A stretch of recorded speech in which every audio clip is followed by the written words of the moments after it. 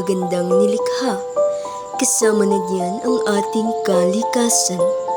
Ngunit habang dumadaan ang panahon, ito'y ating nakakalimutang pangalagaan.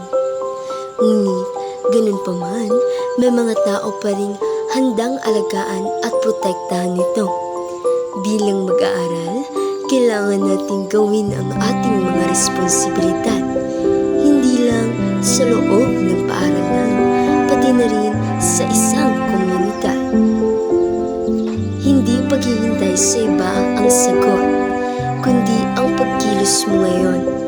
Ikaw ang pag-asa, ikaw ang kinabukasan. Ingatan ang kalikasan habang may oras pa. Tandaan, ang kabataan ang pag-asa ng bayan. Ang mag-aaral, hindi lang natututo sa pagkakamali, pati na rin sa mga taong handang tumulong at gumabay para sa kanilang magandang kinabukasan.